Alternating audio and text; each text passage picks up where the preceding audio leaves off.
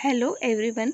Topic is conversion of private company or an unlisted public company into a limited liability partnership. Myself Shreya Kamath, MCOM final from Manjunath Pai Memorial Government First Grade College, Karkala. Exemptions of capital gain, where capital assets or intangible assets are transferred by a private company or an unlisted public company to a limited liability partnership, or shareholders transfer shares held in such company, it will not be regarded as transfer. Under Section 47 subclause 13b, for the purpose of capital gain tax under Section 45, if the following conditions are satisfied. Here, capital assets like plant and machinery, building, etc. Intangible assets are patent, copyright, goodwill, trademarks, etc. Private company will transfer assets and shares to a limited liability partnership. For transferring the shares and assets, they have to follow the following conditions. They are: all the assets and liabilities of the company become the assets and liabilities of the limited liability partnership. Here, all the assets and liabilities are transferable. All the shareholders of the company become the partners of the limited liability partnership in the same proportion as their shareholding in the company. Here, shareholders become partners and their shareholding proportion will be same. The total sales, turnover or gross receipt in the business of the company does not exceed 60 lakh rupees in any of the three preceding previous year. Here, total sales or gross receipt does not exceed 60 lakh rupees. The total value of the assets as appearing in the books of account of the company in any three previous year preceding the previous year in which the conversion take place does not exceed rupees 5 crore. Here, total value of the assets does not exceed rupees 5 crore.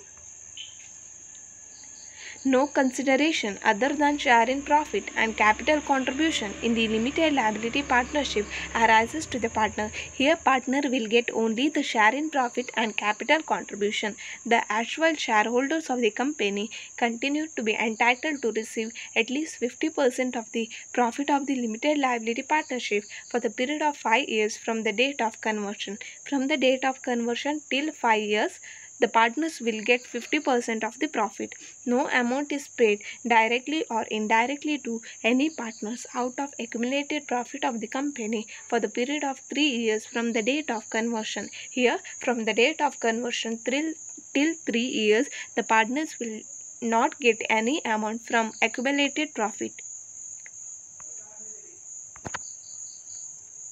Taxation of capital gain. If the above mentioned conditions are not compliant with, the benefit of exemption of capital gain available by the company or shareholder shall be deemed to be the capital gains of the limited liability partnership or shareholder and chargeable to tax for the previous year in which any of the conditions are not compliant with Section 47A subclause 4.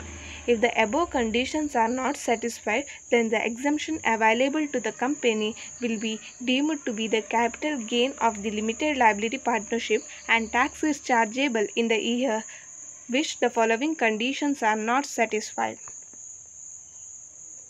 Cost of capital assets. Cost of the block of assets to the limited liability partnership shall be the written down value of the block of assets of the predecessor company on the date of conversion. Here, predecessor companies are those whose assets and liabilities are acquired by the other company. Cost of assets of the limited liability partnership is the written down value of the predecessor company. Second one, the cost of acquisition of other capital assets for the successor limited liability partnership shall be deemed to be the cost for which the predecessor company acquired it. Here, cost of acquisition of assets shall be deemed to be the cost of acquisition of the predecessor company. Depreciation. Aggregate depreciation allowable to the predecessor company and the successor limited liability partnership shall not exceed in any previous year the depreciation calculated at the prescribed rate as if the conversion had not taken place. The deduction shall be a portion between the predecessor and successor in the ratio of the number of days for which the assets were used by them. If the conversion had not taken place, then the depreciation is charged at prescribed rate. Here, deduction shall be the ratio of number of days at which the assets are used by the predecessor company and successor company. Carry forward and set off of loss and unabsorbed depreciation. Where a company is succeeded by a limited liability partnership which fulfill the above mentioned condition, the accumulated loss and unabsorbed depreciation of the predecessor company shall be deemed to be the loss and unabsorbed depreciation of the successor limited liability partnership for the previous year in which the business recognition was effected. The provision of the Act relating to set-off of and carry forward losses and unabsorbed depreciation shall apply accordingly. If the conditions are satisfied, then loss and depreciation of the predecessor company become the loss and depreciation of the successor company. If any of the conditions are not satisfied, then loss and depreciation of the successor company will be chargeable to tax in the year which the conditions are not satisfied. Same thing, if any of the conditions mentioned above are not complied with, then the set-off of loss or allowances of depreciation made in any previous year in the hands of the successor limited liability partnership shall be deemed to be the income of the limited liability partnership chargeable to tax in the year in which such conditions are not complied with. No tax credit to limited liability partnership.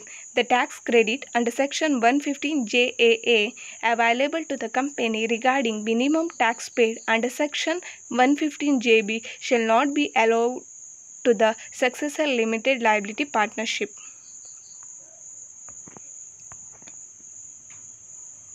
Thank you.